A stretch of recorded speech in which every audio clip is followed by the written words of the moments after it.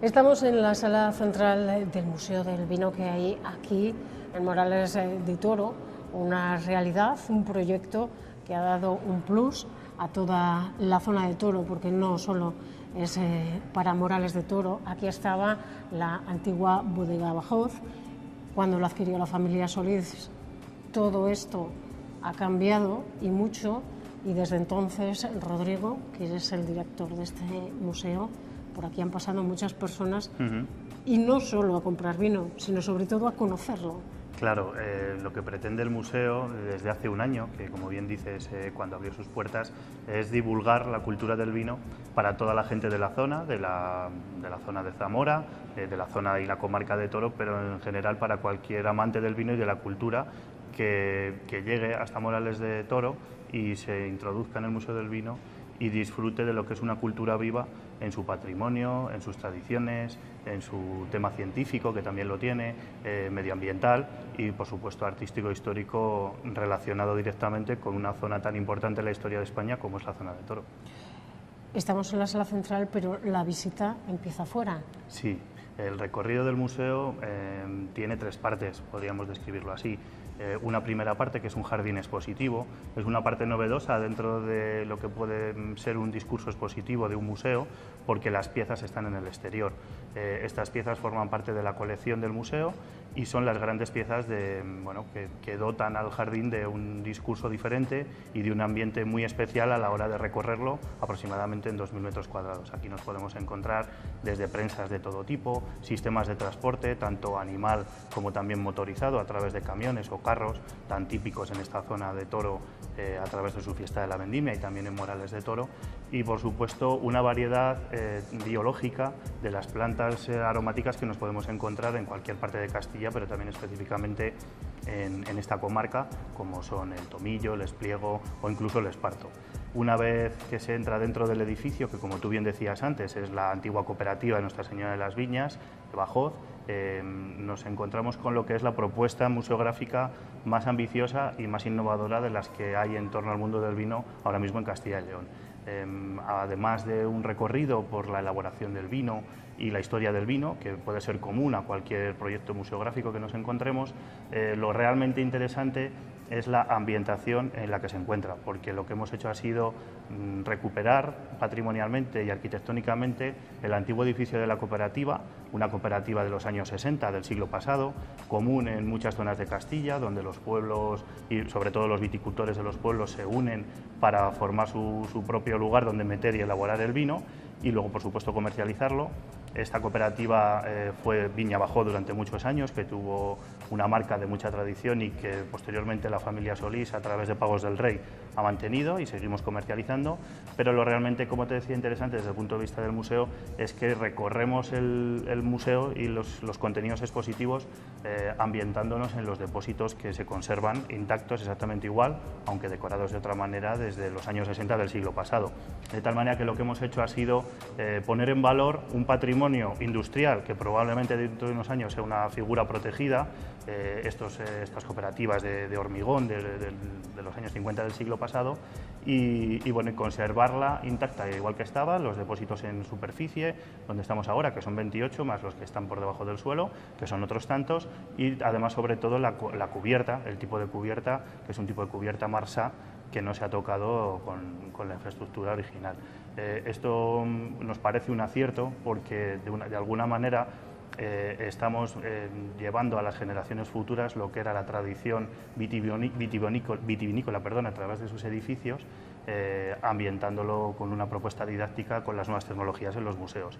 Y lo contextualizamos directamente con la zona de Toro en la que nos encontramos, que como bien decíamos antes es riquísima en su historia y en su historia ligada al vino, con la planta de arriba, que es el recorrido por lo que serían los techos, la parte superior de los depósitos, desde la Edad Media hasta el siglo XXI, de manera transversal con la literatura, el arte, el medio ambiente, la agricultura, incluso las evoluciones científicas y también tecnológicas, la filosera, la revolución industrial, todo lo que tiene que ver de manera directa y tangencial con Toro y con el vino a través de una evolución de contenidos con una propuesta expositiva muy interesante a través de cajas mágicas. un museo que por todos los vídeos explicativos que tenéis, por esos depósitos en el que hacéis un recorrido y parece que estás dentro de ellos, tienen también ese poder de atracción, esa curiosidad, que parece que vas viendo cómo entra la uva, cómo fermenta, todos esos vídeos explicativos son muy aptos para todo tipo de personas y también sobre todo para los niños, para acercarle al mundo del vino. ¿Habéis tenido mucho gancho con los colegios este año? Estamos trabajando en un programa escolar que lo que va a hacer es acercar a los coles ya no solo de Zamora, sino de las provincias de alrededor, porque el museo está en una situación geográfica estratégica con diferentes provincias y municipios y ciudades cercanas para acercar precisamente lo que tú dices, ¿no? Esa cultura del vino a través de su didáctica y de todos esos temas que trata y que toca antes de llegar a la botella de vino, ¿no? Como bien decías, pues lo que puede ser la planta, los ciclos de vida de la vid, de la uva, cómo se transforma un zumo de uva, que es el mosto, y una fruta que podemos comer habitualmente en nuestras sobremesas, en un producto, podemos decir, de lujo hoy en día, ¿no? Como es el vino, esa transformación a través de la fermentación. Bueno, pues lo que estamos haciendo es adaptar, que probablemente pongamos en marcha en marzo ya y podamos ofertar a todos los colegios el currículo académico de cada edad escolar, desde los 6 hasta los 16 años, es decir, desde casi infantil hasta secundaria, y las temáticas que tocan directamente relacionadas. En la zona donde nos encontramos, las familias viven y han vivido y además maman, ¿no?, la cultura del vino. Es habitual encontrarnos a jóvenes en esta zona que se van de vinos y no se van de cañas, como es lo común en otras ciudades, ¿no? Lo que pretendemos con el museo, a través de la educación, que por eso es el compromiso que adquirimos, de educación, de difusión, de divulgación, de conservación de las piezas que tenemos, es el ir acercando a una generación que viene por detrás, ¿no?, que está destinada a cambiar las cosas, el hecho de educarles en esa cultura que es tan importante, ya no solo para la zona de Toro y la provincia de Zamora, sino para todo Castilla y León, como es el vino. Entonces, para nosotros es estratégico y fundamental, ya no solo a través de programas escolares, es decir, el público que en los museos llamamos cautivo, que llega con la clase en una actividad extraescolar, sino con el público familiar, que puede venir los fines de semana, en el cual ya hemos ido trabajando en diferentes talleres y actividades y que va a ser un poco el grueso de la programación para familias que tengamos desde ahora, desde marzo hasta junio, por ejemplo, sino también a través de los propios recursos del museo, que son interactivos y que ayudan en gran medida a que esta generación que tenemos ahora de niños pequeños que son táctiles 100%, que utilizan las tecnologías a través de los recursos tocándolas, puedan también en el museo disfrutarlo y aprender, porque es una cultura básica para cualquier generación, y hay alguna anteriormente que se ha perdido. Entonces esa es la idea que nosotros pretendemos recuperar a través del museo. En este museo, aunque parezca lo contrario, los museos son museos vivos.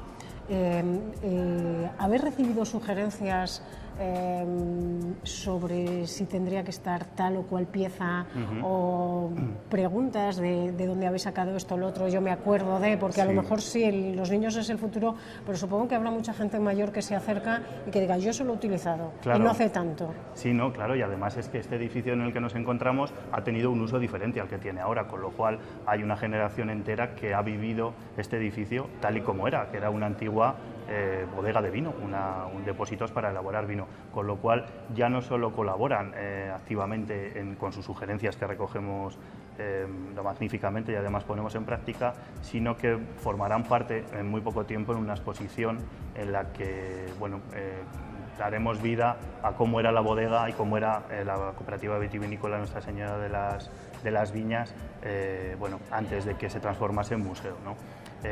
Los museos tienen un compromiso muy grande, que es ser elementos de difusión y de cohesión en la sociedad en la que están.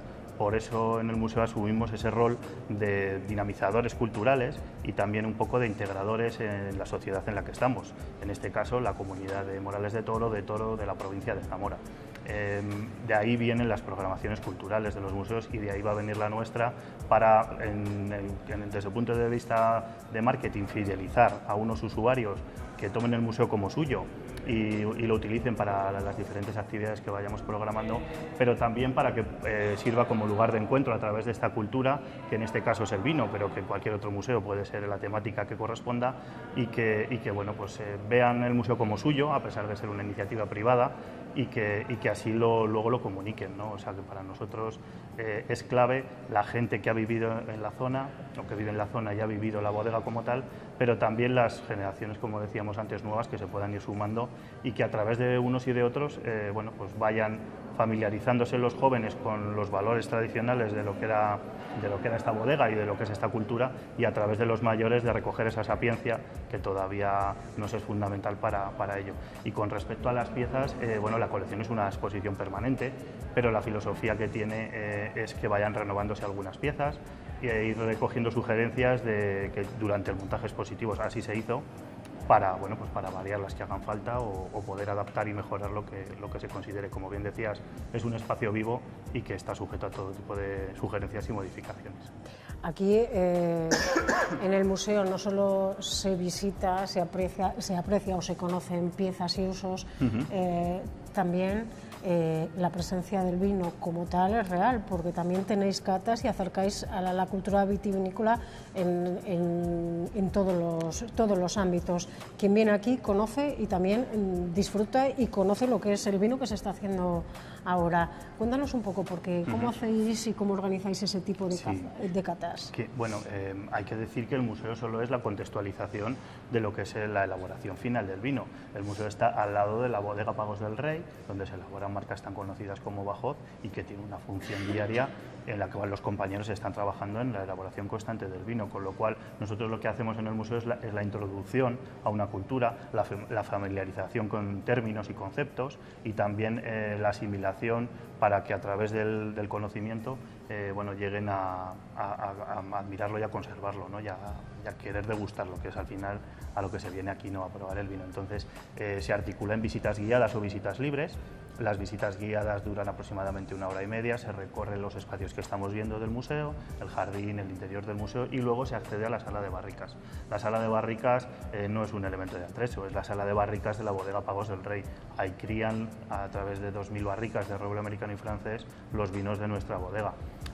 Al acceder a esa sala ya se está teniendo un contacto directo con el vino que se está terminando de hacer a través de los aromas que la madera le da al vino, ¿no? Y posteriormente, una vez visto la sala de botellas, el botellero, se vuelve a la tienda donde se degustan nuestros vinos y bueno, pues se pueden catar diferentes variedades y modalidades, ya que Pagos del Rey tiene no solo bodega en Toro, donde también se hace vino blanco, aunque un poquito menos conocido, sino también en Rueda, donde el verdejo es el rey, o en Ribera o en Rioja, donde también podemos dar a probar nuestros vinos, con lo cual la gama y la variedad de vinos está completa, y luego se puede desarrollar a mayores una cata con enólogo, que es más especializada, que lleva más tiempo y que desarrollamos en nuestra sala polivalente para la gente que bueno, que así lo solicite previamente. O sea que el espectro de visitas al museo es muy amplio y está completo, desde el que simplemente quiere dar un paseo para conocer unas instalaciones y una propuesta diferente e innovadora, hasta el que quiere profundizar, pongamos por ejemplo un nivel más experto, bueno, en los vinos propios de nuestra bodega. Todo es posible. Yo quiero venir con mi familia cualquier día. ¿Con quién? Sí. ¿Dónde podría concertar un tipo de visita guiada? ¿Cuándo está abierto?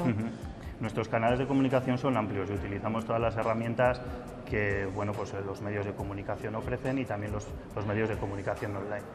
Lo más cómodo es a través de nuestra página web, donde viene toda la información que estamos comentando de visitas y también de contenidos del museo, e incluso de propuestas culturales temporales como las programaciones, las visitas especiales que vamos programando, etcétera. A través de ahí hay un formulario de reserva en el cual se puede reservar la visita que se quiera, o también un teléfono directo para asesoramiento, consultas y demás. El horario del museo es muy amplio porque evidentemente cumplimos ese horario de los museos, en el que solo descansamos los lunes. El lunes está cerrado al público, pero de martes a domingo a partir de abril, y ahora en los meses de invierno de miércoles a domingo, de 11 de la mañana a 2 y de 4 a 7, no hay ningún problema en atender las visitas, y el que quiera pasarse por libre, pues también visitarlo a su manera. Así que recomendamos que sigan un poquito nuestra actividad y actualidad en redes sociales, Facebook, Twitter, nuestra página web, incluso las cosas que vamos publicando en prensa, para que estén un poco al día de la intensa programación que estamos empezando a preparar, porque bueno, a pesar de que el museo solo lleva un año, las actividades están siendo continuas y la gente, bueno, pues tiene posibilidad de disfrutarlo prácticamente en cualquier época del año, sumándose a diferentes festividades o eventos que vamos teniendo. Por curiosidad, ¿cuánta gente ha venido en este año?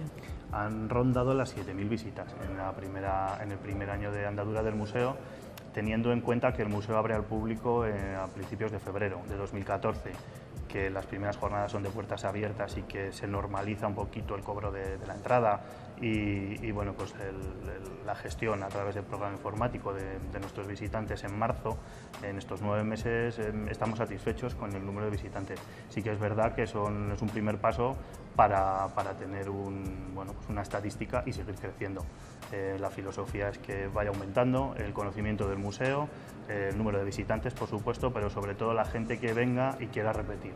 Lo importante para nosotros no es que nos visiten, que lo es y mucho, sino que cuando vengan aquí se sorprendan de lo que tenemos en el museo y lo quieran recomendar y luego quieran volver a visitarlo o a hacer diferentes cosas. Entonces, esperemos que este año 2015 esas 7.000 se multipliquen y bueno, tengamos mucha más gente de la provincia y de las provincias alrededor y de toda España visitándonos el museo.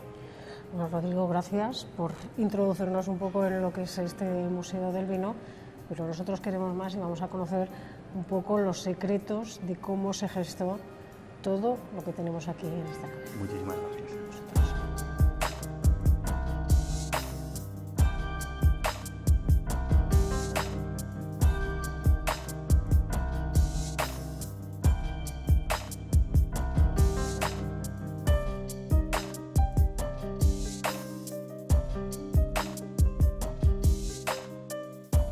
Este museo tiene muchísimas piezas, han llegado de muy diferentes fondos y han llegado en muy diferentes circunstancias y estados.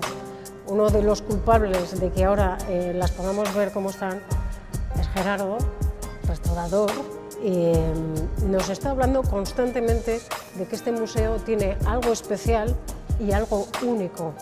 ¿Por qué? Bueno, el patrimonio sobre el que se ha intervenido para llevar a cabo este proyecto museístico es un patrimonio que se denomina patrimonio industrial mueble y patrimonio inmaterial en lo referido a lo que suele conocerse como patrimonio etnográfico. Es inusual que se intervenga el patrimonio industrial mueble dentro de un contenedor a su vez que es patrimonio industrial arquitectónico.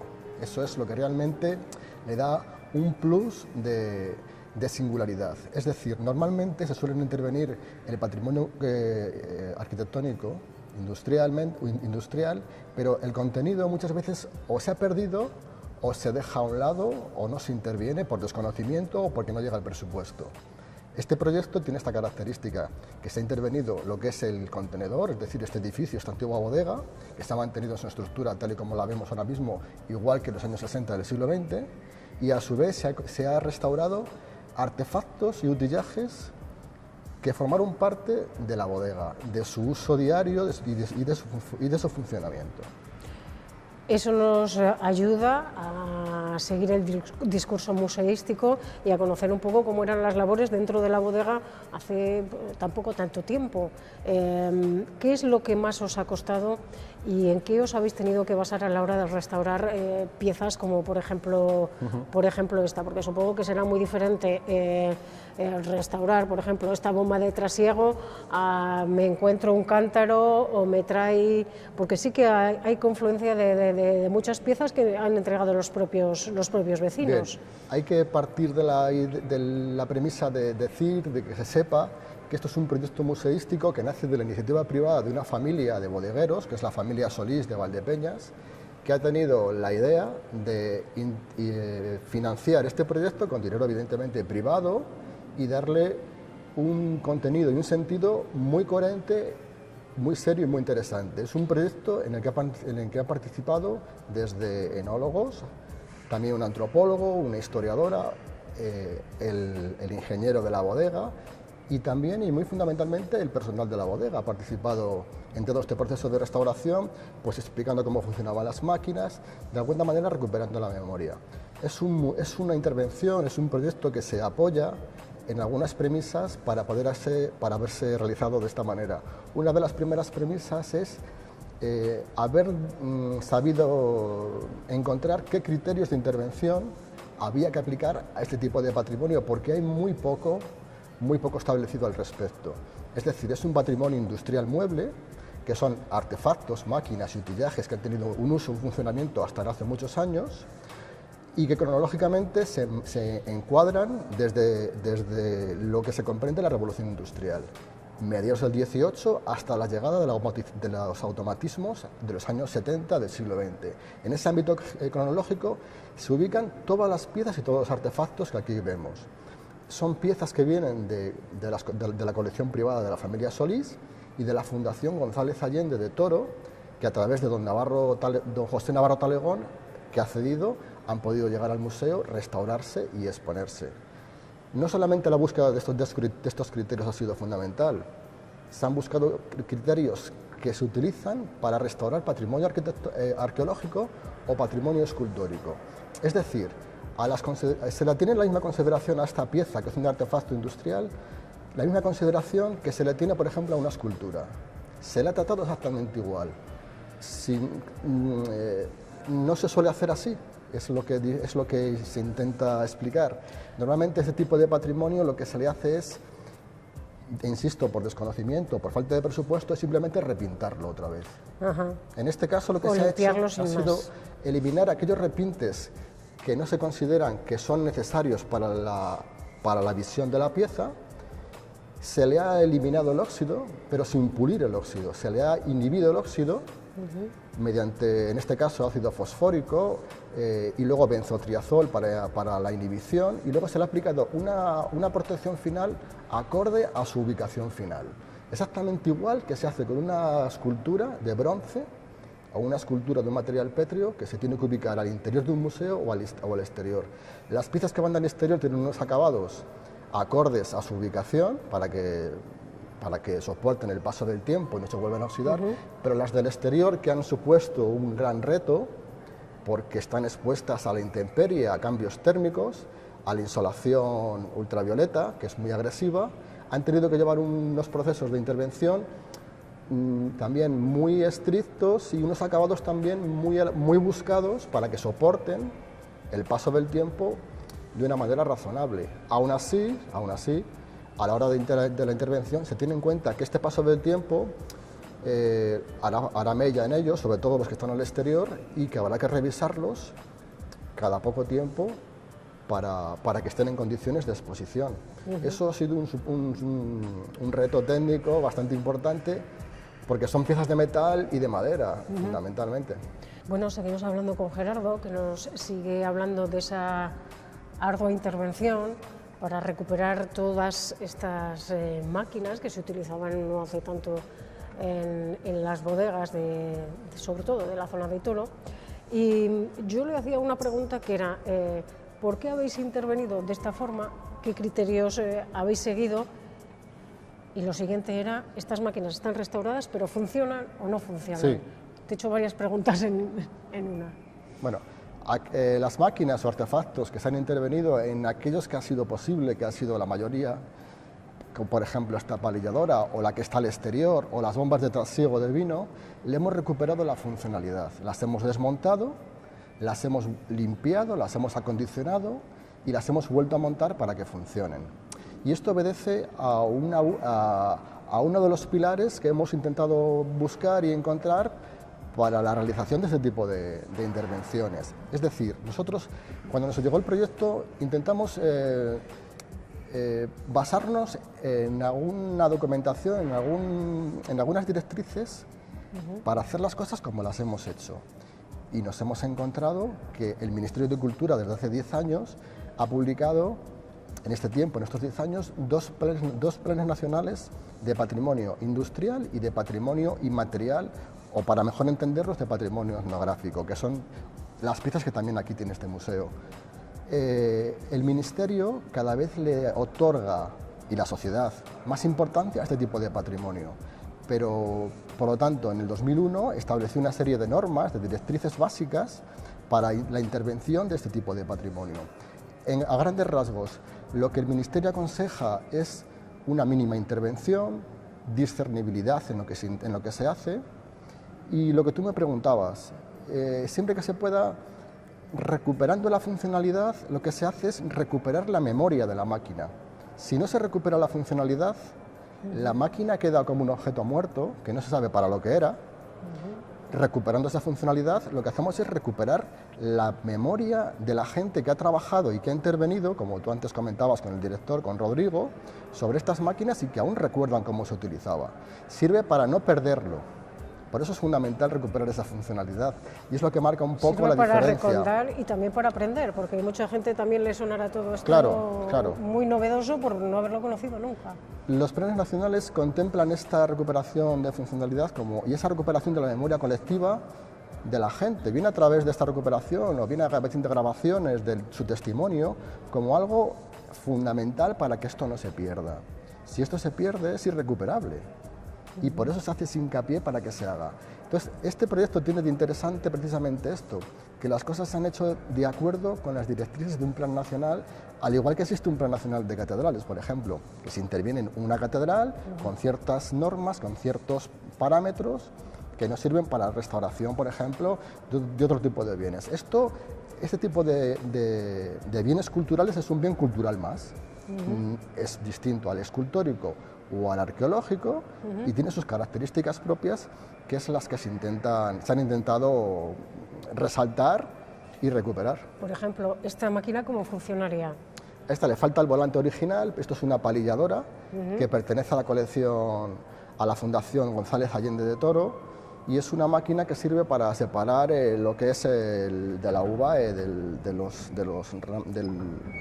ramilletes del racimo, y funciona. Se ha recuperado esta movilidad que tenía perdida, se ha engrasado, se ha desmontado, se le ha eliminado el óxido, como antes he descrito, sin pulir en ningún momento, se le ha inhibido el óxido y luego se le ha protegido acorde a este entorno, que es un entorno museístico. De todas las piezas, no sé si hablar de cuál sería la más valiosa, cuál sería a lo mejor la más difícil de encontrar o la más curiosa que solo podemos ver prácticamente aquí.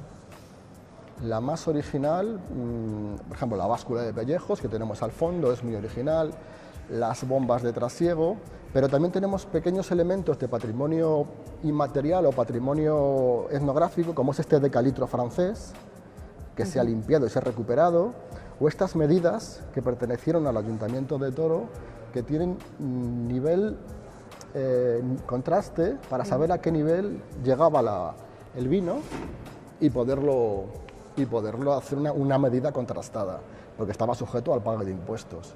Este tipo de piezas son, en el entorno que estamos de Toro, son irrepetibles.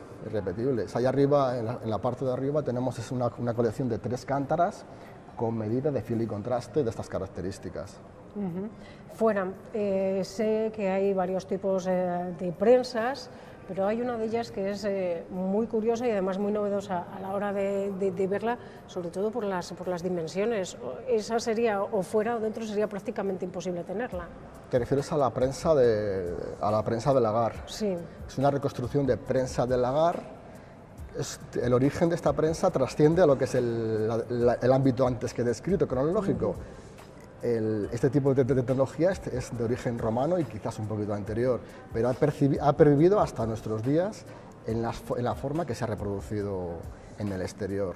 Y viene a ser una técnica para prensar la uva y que obedece a una tipología que es típica de aquí, de la zona castellana, porque prensas de lagares hay infinidad de tipologías y de tipos.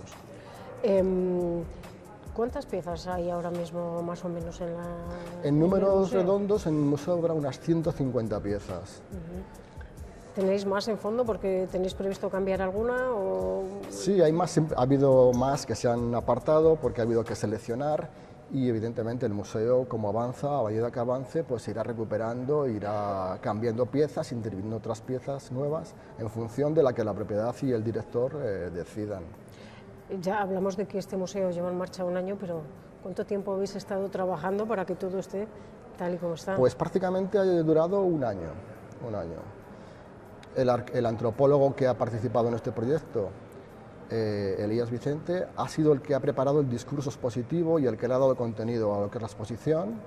Teresa Marot, con su empresa Cultura, la historiadora, ha sido la que ha diseñado el montaje y ha montado la exposición, el personal de la bodega, el ingeniero, como digo, y yo como restaurador, todos en conjunción hemos decidido los criterios, los hemos consensuado y es como se ha podido llevar adelante. Pero ha sido una labor complicada y ardua porque, como digo, los requerimientos técnicos para las piezas que van al exterior ha habido que buscarlos, pensarlos y al final decidirlos. ¿Esto qué ha sido más, un trabajo o un reto? Un reto. Pero por lo que veo estáis muy satisfechos con... Muy satisfechos porque allá donde se ha podido exponer esta experiencia museística, yo he podido exponerlo en una ponencia que se publicará en ARPA, por ejemplo, ha sido del interés por el doble ámbito de la novedad de este tipo de patrimonio intervenido y porque es un patrocinio privado que ha venido a intervenir en un tipo de patrimonio que pocas veces interviene, con lo cual le da un aspecto como bastante novedoso. También se va a publicar otra comunicación en la Universidad de La Rioja a través del IPCE y también ha concitado pues, discusión o curiosidad acerca de cómo se ha intervenido ese tipo de patrimonio. Bueno, pues Gerardo, yo creo que hemos hablado un poco por encima, porque claro, con tanta pieza y con un año de trabajo no se reduce simplemente a uno o dos elementos de la exposición. Muchas gracias por darnos un poco de luz a todo esto y quiero que te despidas tú, porque quiero que a la gente que nos pueda estar viendo le digas por qué tienen que venir a conocer este Museo del Vino. Bueno, pues tienen que venir a conocer este Museo del Vino porque es un museo que trasciende de lo que suele ser usual en un museo. Es un museo que recoge de una manera viva lo que es la cultura de una comarca como es la Torresana, de algo tan importante como es el vino. Aquí se mantiene viva esa tradición, esos conocimientos técnicos que sin este museo o museos parecidos a este estaría en riesgo de desaparecer. Es una manera de conocer mejor un patrimonio que es nuestro, que es de todos nosotros.